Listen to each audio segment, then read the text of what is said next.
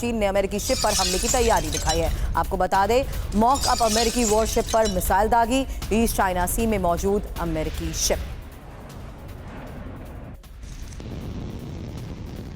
और अमेरिका और रूस में हथियारों की होड़ में दुनिया में दहशत। मैक 20 स्पीड वाली मिसाइल अमेरिका बना रहा है। AGM-183 एयर लॉन्च मिसाइल से तबाही की ये तैयारी है।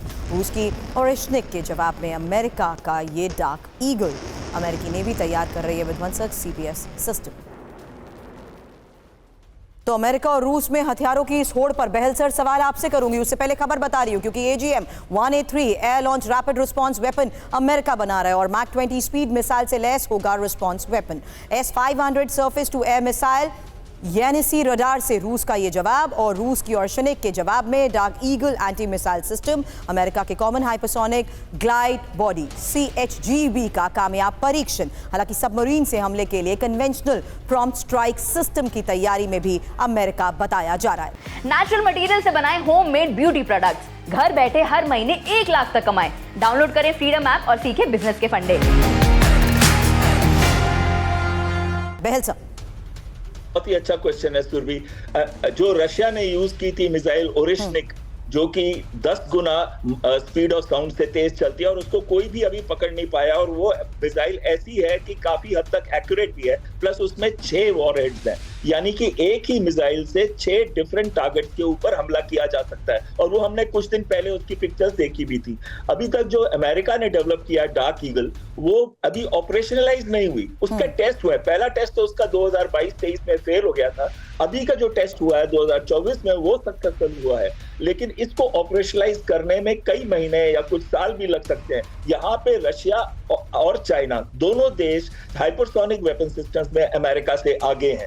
और एक प्रश्न जो आता है कि आपने बताया जो टेस्ट किया, मैं पहले आपको बता रहा था anti access area denial strategy, तो चीन ने वही स्ट्रेटजी ईस्ट चाइना सी में इस्तेमाल की, जहां पे उन्होंने एक अमेरिकन शिप का ढाबा बना के उसके ऊपर हमला किया। तो वही स्ट्रेटजी को कैसे ऑपरेशनलाइज किया, वही आपने उसके बाद बताया। लेकिन एक चीज मैं और कहना चाहूंगा, जो आप बच्चों की बात कर रहे थे, बहुत ही इंपॉर्टेंट बात थी, वो स्टॉकहोम के लिए, यानी कि नॉर्डिक कंट्रीज में स्वीडन के अंदर बच्चों का इस्तेमाल करके वो इजरायली एम्बेसी या फिर इजराइल के जो सिस्टम्स है, एल्बिट सिस्टम्स या दूसरी कंपनीज है, उन पे हमला करने की बात चल रही है।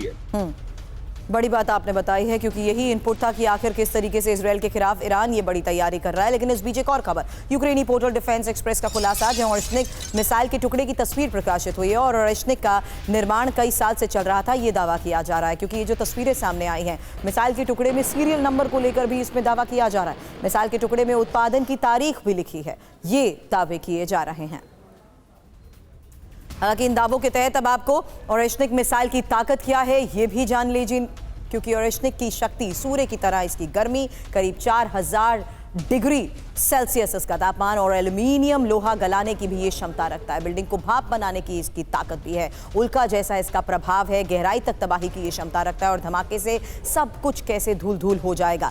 टारगेट पर ये सटीक हमला कर सकता है, किसी के पास इसको रोकने की कोई क्षमता नहीं है, और साथ ही जद में पूरी दुनिया आ जाएगी। हालांकि नई रूसी मिसाइल्स को लेकर ये जो दावे किए जा रहे हैं, क्विक रिस्पॉन्स अचल सर आपसे चाहूंगी, क्योंकि इसकी गति के बारे में एक इन्फॉर्मेशन दे दूं, क्योंकि 12300 किलोमीटर प्रति घंटा बताई जा रही है इसकी गति, और 3.40 किलोमीटर प्रति सेकंड से ज्यादा। मिसाइल 6 वॉरहेड से लैस है, और सभी वॉरहेड में सबनिमिशन भी है, और इंटरसेप्ट करना भी बेहद मुश्किल है। अचल सर,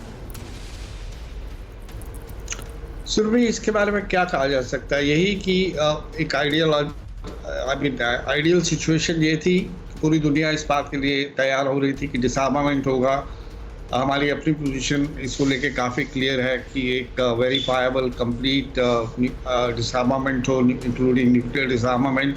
लेकिन हम देख रहे हैं कि इस समय जो जियोपॉलिटिकल सिचुएशन ऐसी है कि रिवर्स हो रहा है उसका, यानी हथियारों की दौड़ जो है बहुत तेज़ हो गई है, बजाय इसके कि जो कमिटमेंट्स एक दूसरे से की गई थी, जब न्यूक्लियर आपका जो NPT जब साइन हुई थी, जिसमें हमें डिनाई किया गया था right to develop nuclear power और न्यूक्लियर टेक्नोलॉजी, और वो उसमें एक हिस्सा ये था कि complete nuclear disarmament, complete armament जो है डिसआर्मामेंट की तरफ ये दुनिया जाए। लेकिन ये रिवर्स तरीके में जा रही है। अगर एक पावर आगे बढ़ेगी तो दूसरी उससे भी आगे बढ़ने की कोशिश करेगी। जी। तो हम कुल मिला के अगर इसे नहीं रोका गया तो पूरा विश्व जो है तबाही की तरफ बढ़ रहा है, बिल्कुल। बढ़ेगा, ऐसा मेरा मानना है। Over to Understood, you. sir. जी, और वेस्ट बैंक में शरणार्थी शिविर पर इजरायल की बमबारी। एक और बड़ी खबर इस बीच आपको बता दूं, क्योंकि इजरायली बमबारी के बाद पूरा इलाका कैसे थर्राया उसकी तस्वीरें सामने आई। शरणार्थी शिविर में हमास के लड़ाकों के शरण लेने की खबर। इजरायल और हमास के बीच सीजफायर की उम्मीद टूटी। बड़ी खबर आपको बता रहे हैं, इजरायली पीएम नेतन्याहू ने दोहा से अपने प्रतिनिधिमंडल को वापस बुला लिया है और 8 दिनों तक चली बातचीत बेनतीजा रही। तुर्की की बारूद फैक्ट्री में बड़ा धमाका। एक और तस्वीर आपके सामने होगी, क्योंकि इस धमाके में 12 लोगों की मौत की खबर है, जबकि 3 घायल बताए जा रहे हैं। और धमाके के बाद फैक्ट्री की इमारत का कैसे हिस्सा गिरा, ये देखिए तस्वीर।